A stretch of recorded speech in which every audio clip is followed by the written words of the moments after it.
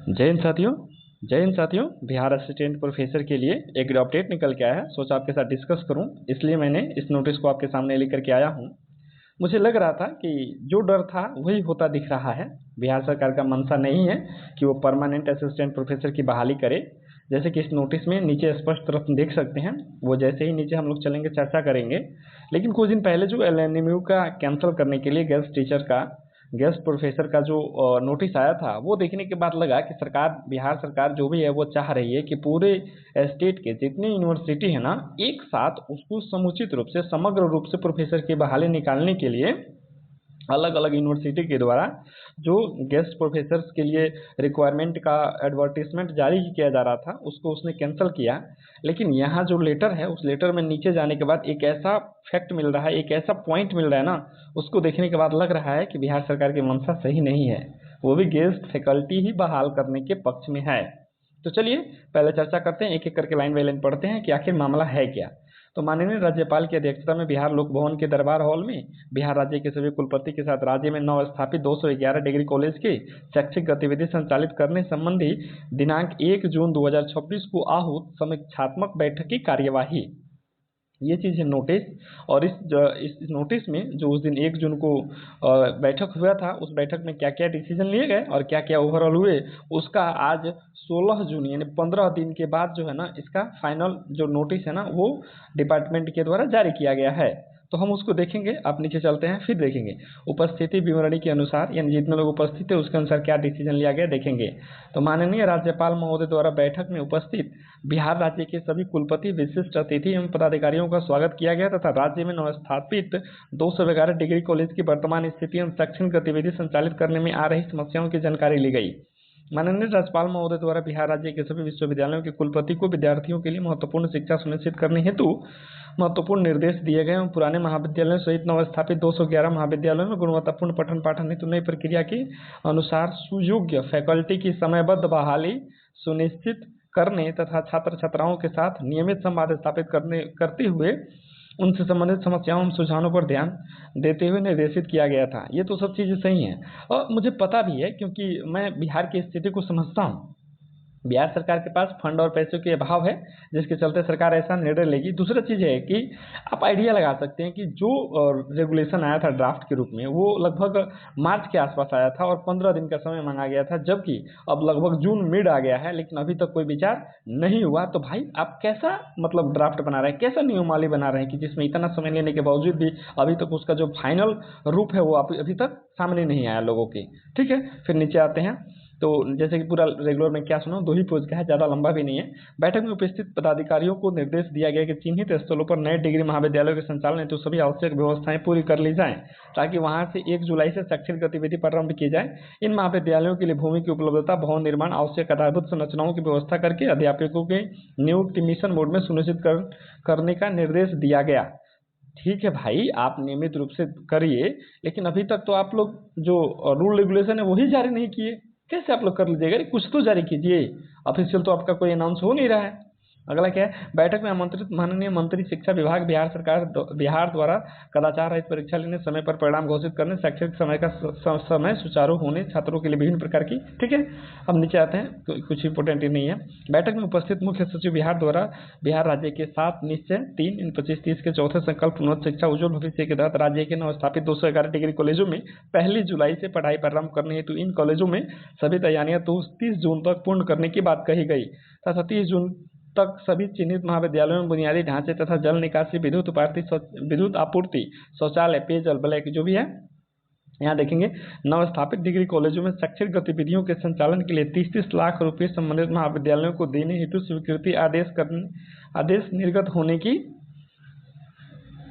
सूचना दी गई, जिसमें फर्नीचर, स्टेशनरी एवं अन्य उपकरण सहित अन्य सामग्री के क्रम के लिए एडीएम के नेतृत्व में जिला स्तरीय क्रय एवं क्रियान्वयन समिति गठित करने संबंधी प्रस्ताव का उल्लेख किया गया।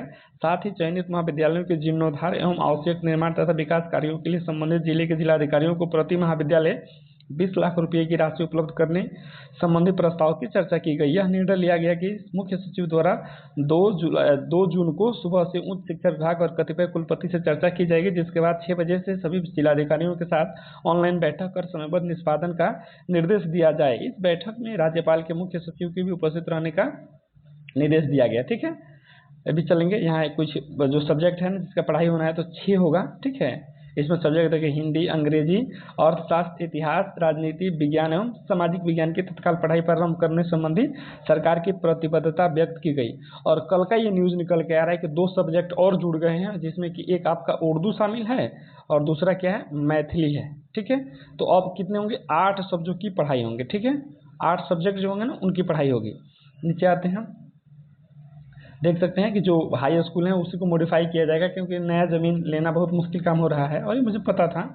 अब यहाँ देखेंगे ना जो दरअसल चीज़ है जिस पे हम लोग को ध्यान देना है। यहाँ देखिए 5वां पॉइंट क्या कह रहा है, उनके द्वारा चिन्हित 6 विषयों में पर्याप्त संख्या में नियमित शिक्षक उपलब्ध नहीं होने की स्थिति में अतिथि शिक्षकों की नियुक्ति करने का प्रस्ताव। ये इसी चीज़ का तो डर था। यहाँ पे नोटिस में सुरक्षा एवं स्वच्छता की व्यवस्था के लिए 211 सरकारी कॉलेजों में, यहाँ देख सकते हैं अतिथि शिक्षकों की नियुक्ति करने का प्रस्ताव। सुरक्षा एवं स्वच्छता व्यवस्था के लिए 211 सरकारी कॉलेजों में बहुकार्य कर्मचारी यानी एमटीएस जो है ना नियुक्त करने एवं इसके अतिरिक्त श्रम संसाधन विभाग द्वारा निर्धारित दरों पर कंप्यूटर ऑपरेटर को भी नियुक्त करने संबंधी प्रस्ताव का उल्लेख किया गया। लेकिन अब यही दिक्कत लग रहा है कि अतिथि शिक्षकों की नियुक्ति करने का प्रस्ताव अगर ये हुआ तो जो व्यक्ति कहीं ऑलरेडी पोस्टेड हैं थोड़े बहुत छोटे पदों पे, वो टेम्पोररी पोस्ट जान करके इसको नहीं भरेंगे। एक चीज़ और है कि जो भी गेस्ट फैकल्टी की बहाली की जाती है असिस्टेंट प्रोफेसर के रूप में, उनका प्रारंभिक कार्यकाल क्या होता है, 11 महीने के लिए होता है और एक अधिकतम राशि 50,000 रुपया मतलब सैलरी देने का 1 महीने का प्रावधान किया जाता है। हालांकि उनके जो सैलरी होते हैं क्लास के हिसाब से डिवाइडेड रहते हैं, अधिकतम 50,000 रुपया उनको दिया जाएगा। जबकि ऐसे अगर असिस्टेंट प्रोफेसर की बहाली करेंगे नियमित रूप से तो उनकी सैलरी कम से कम 70-80 हज़ार के आसपास जाने वाली है। तो इस तरह से आप आइडिया लगा लीजिए कि बिहार सरकार अपने पैसे बचाने के चक्कर में है और वो भी क्या है, गेस्ट फैकल्टी ही लाने वाला है। इसलिए मैं आपसे कह रहा था कि अंतिम जो चीज़ है जिस पे हम लोग को नोटिस करना है वो सबसे नीचे है, तो वीडियो में लास्ट तक बने रहें। अब देखेंगे कि ये न्यूज़ आप यहाँ से देख लीजिए कि कितना तारीख हो, 16/6/2026 यानी आज का ही है, जो कि फाइनल नोटिस के रूप में जारी किया गया है। अब इंतजार है कि बिहार सरकार आखिर जो गेस्ट फैकल्टी भी, गेस्ट असिस्टेंट प्रोफेसर की भी जो बहाली लेगी उसका जो फाइनल एडवर्टीजमेंट है, फाइनल जो विज्ञापन है वो कब तक जारी करता है। लेकिन मुझे लग रहा है कि अब उसके लिए ज़्यादा समय नहीं लेगा, क्योंकि रूल एंड रेगुलेशन बन गया है, वो बहुत जल्द आने वाला है। तो मेरे ख्याल से अब यही करने वाला है कि गेस्ट फैकल्टी ही निकालेगा। ठीक है, परमानेंट यहाँ बहाली आने वाली कुछ ऐसा नहीं लग रहा है। आप स्पष्ट देख सकते हैं लगभग लेटर में ही बिहार सरकार की मंशा स्पष्ट जाहिर हो चुका है कि होने की स्थिति में अतिथि शिक्षकों को नियुक्त करने का प्रस्ताव आया है। खैर फाइनल इंतजार है हम लोग को कि आखिर ओवरऑल फाइनल जो ड्राफ्ट है वो क्या आता है, इनका रेगुलेशन इनका क्वालिफिकेशन एजुकेशन क्या रहेगा, उसमें अपडेट क्या आए हैं, पिछली बार जो ड्राफ्ट आया था वही है या उसमें कुछ सुधार किया गया है, इसके लिए हम लोग को वेट करना पड़ेगा और मुश्किल से और 1-2 वीक इंतजार कर लेते हैं। अगर ऐसा फिर कोई अपडेट आता है तो उस अपडेट के साथ आपसे मिलेंगे। उससे पहले एक रिक्वेस्ट है कि पल पल का अपडेट जानने के लिए मेरे चैनल को सब्सक्राइब कर लीजिए, ताकि मेरी बातें जो हैं आप तक पहुंचती रहे। तैयारी के लिए भी मेरे बहुत सारे कंटेंट मटेरियल यूजीसी नीट के लिए आते रहते हैं, आप उनको पढ़ें। बाकी मेरी शुभकामनाएं आपके साथ हैं। मिलेंगे अगली वीडियो में, तब तक के लिए धन्यवाद।